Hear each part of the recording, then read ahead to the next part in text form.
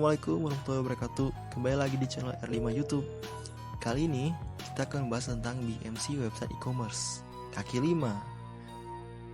Sama seperti website lainnya, kaki 5 ini menjual barang dan jasa tidak hanya dalam negeri, tetapi keluar negeri juga bisa. Lain daripada website umumnya, kaki 5 ini lebih memprioritaskan kepada masyarakat golongan menengah ke bawah. Jadi, harga barang atau jasa relatif lebih murah dan banyak diskonnya. Oke, saatnya kita ke BMC kaki 5. Sebelum kita ke BMC, apa sih itu BMC? Jadi, BMC adalah kerangka kerja yang disusun dengan tujuan untuk menjelaskan, menilai, memvisualisasikan, serta mengubah model bisnis sehingga kinerja yang dihasilkan akan lebih maksimal. Model bisnis ini bisa ditetapkan oleh semua jenis startup tanpa terbatas sektor usaha. Nah, jadi kita sudah mengetahui apa itu BMC. Sekarang kita lanjut ke BMC-nya. Berikut adalah BMC dari website kaki 5. Pertama, segmen customer atau segmen pelanggan adalah proses untuk mengelompokkan pelanggan berdasarkan karakteristik tertentu. Karakteristik tersebut akan memberikan kita pemahaman akan pelanggan. Dengan demikian, kita bisa memasarkan produk atau jasa ke masing-masing kelompok secara efektif. Tentunya, penjualan produk pun dapat meningkat saat kita lancar dalam memasarkannya. Pentingnya customer segmentation dalam bisnis, terutama e-commerce. Yang pertama, menciptakan strategi marketing yang ampuh untuk bisnis. Yang kedua, mendapatkan insight untuk pengembangan produk atau peluncuran produk baru. Yang ketiga, membantu untuk penetapan harga produk yang ditawarkan. Yang keempat, mengembangkan strategi untuk menciptakan retensi. Kedua, manfaat e-commerce. Ada beberapa manfaat e-commerce, yaitu: pertama, mempermudah komunikasi antara produsen dan konsumen. Yang kedua, mempermudah pemasaran dan promosi barang atau jasa. Yang ketiga, memperluas jangkauan calon konsumen dengan pasar yang luas. Yang keempat, mempermudah proses penjualan dan pembelian. Yang kelima, mempermudah pembayaran karena dapat dilakukan secara online. Yang keenam, mempermudah penyebaran informasi. Yang ketiga, channel atau saluran adalah bagaimana Anda bisa menyampaikan produk Anda sampai hingga kepada konsumen. Pertama, ada sosial media. Sebagian besar penggunaan sosial media oleh e-commerce masih untuk promosi atau marketing, walaupun sebagian sudah menggunakannya untuk layanan pelanggan juga. Melalui pengelolaan dan analisis yang baik terhadap big data, dapat dilakukan pendekatan yang tepat terhadap konsumen serta mendapatkan masukan untuk pengembangan produk.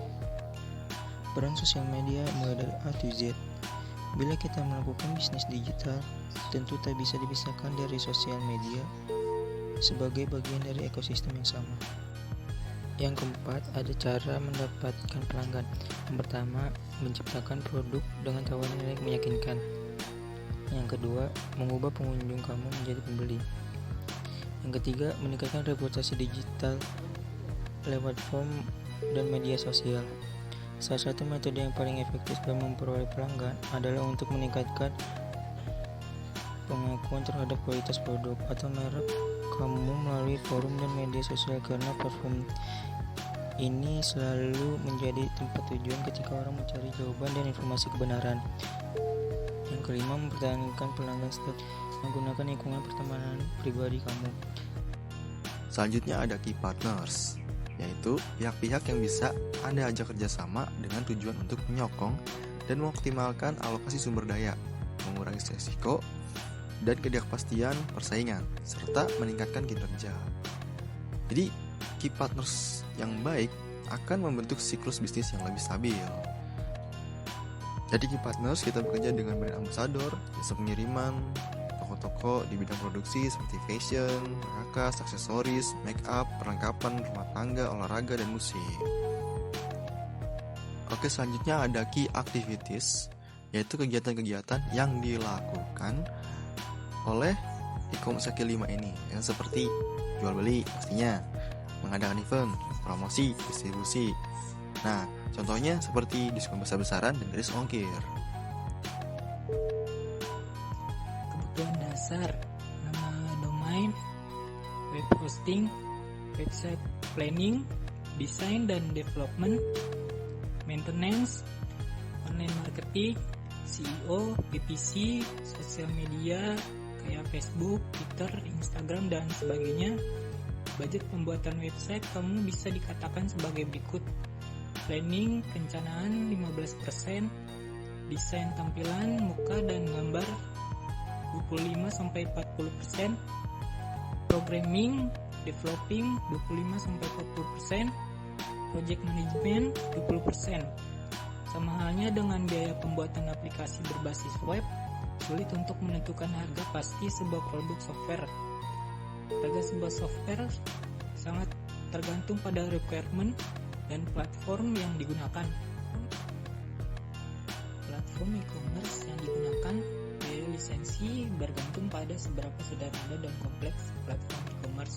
Sebagai contoh, builder dengan lebih banyak fitur, fungsionalitas memakan lebih banyak biaya dibandingkan platform.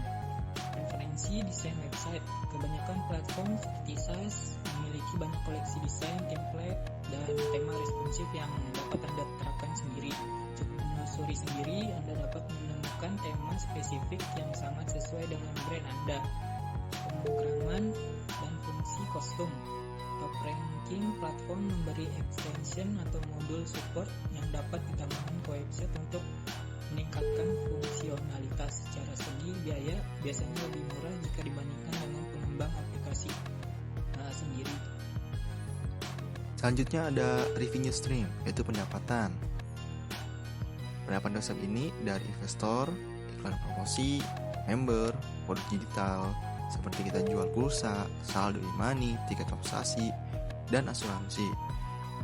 Pendapatan ini juga sangat penting untuk cost structure yang tadi, seperti biaya gaji, modal, operasional, dan produksi. Sekian video penjelasan BMC dari kami, kurang lebihnya mohon maaf. Jangan lupa subscribe dan assalamualaikum warahmatullahi wabarakatuh.